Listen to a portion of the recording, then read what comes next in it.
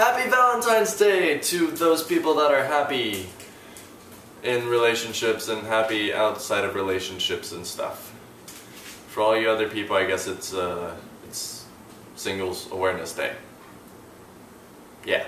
So today is actually a pretty big day as far as business and money and stuff is related. Right now, this year, it's estimated that over $18 billion are being spent on Valentine's Day stuff. I guess like flowers and cards and chocolates. But you know, it hasn't always been about business and money and spending things for other people, buying things for other people. A long time ago, the Romans actually celebrated the feast of Lupercalia, which happened between February 13th and February 15th. During this time, basically men would sacrifice goats and dogs and then take their hides and whip women with them. Apparently that was a turn-on. It was believed that it would make the women more fertile, so Romans. The actual name of Valentines could probably be traced over to the 3rd century AD, when the Emperor Claudius II actually executed 2 men by the names of Valentine.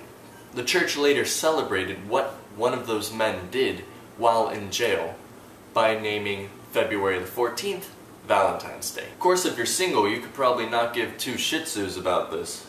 And in fact, if you were single or made single in the last 6 months, you probably spend approximately 87% of your time thinking about being single, how you became single, not being in a relationship, that kind of stuff. You do realize that's a lot of time, right? And I mean, how do you deal with being single? It seems so dark, so lonely, you don't have any way out, do you?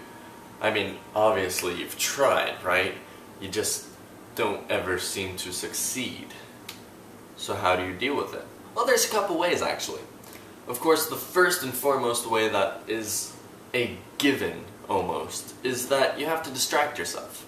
You can't expect yourself to be happy when all you're thinking about is this person dumped me, or this person doesn't like me, or that person is with that other person. You have to distract yourself. Take a yoga class, start up a hobby, do something. Do something that doesn't remind you of not being with somebody.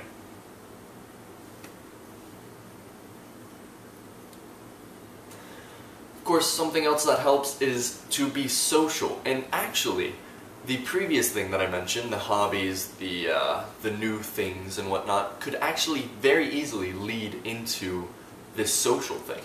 Start taking a class out there, learn how to do something, and that'll get you with people. Go to meetings, hobbies, collect things, start something, and get out there, meet people, talk to them. You will be surprised how many people are basically in the same boat as you. And when you go out and you start talking to people, you're gonna fix your problems. Granted, some of us aren't at that level yet. Some of us don't want to go out and talk to people. Some of us can't talk to people because we're still at that stage where you really cannot give that person up, or you are too awkward to talk to people and stuff.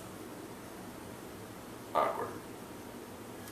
If that's one of you, then basically what you can do is go exercise. Do something active. It'll make you feel better and healthier, and that's just 2 things at once, and that's awesome.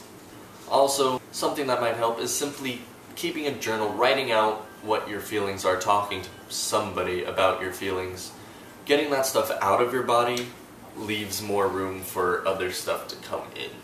Keeps you open. All of this also brings upon another really good question.